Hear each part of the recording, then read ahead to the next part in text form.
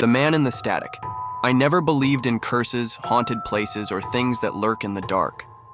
I used to laugh at horror stories online, the kind where a person discovers some forbidden tape or a cursed website. But then I found the broadcast, and it hasn't stopped following me since.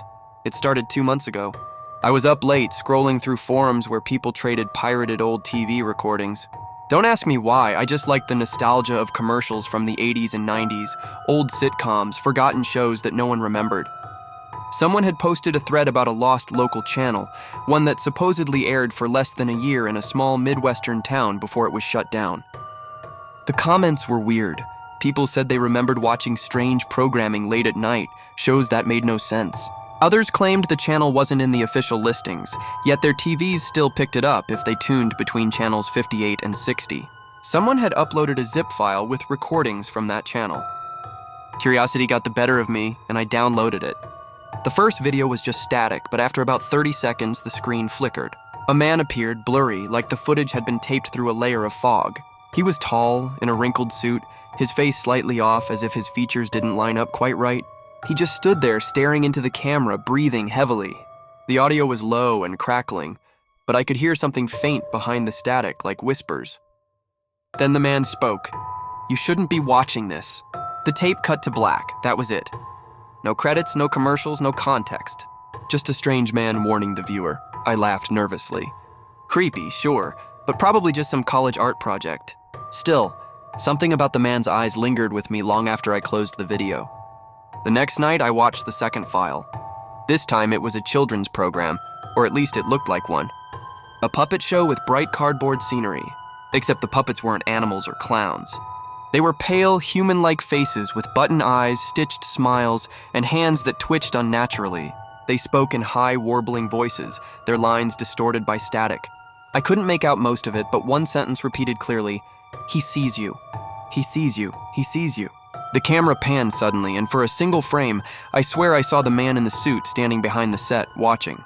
My stomach dropped. I clicked the video off. The static, that night I had trouble sleeping. My TV, which was unplugged, clicked on by itself.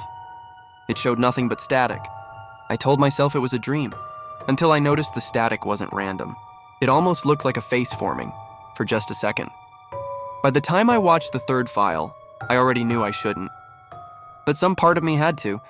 This one started with the man again, this time closer.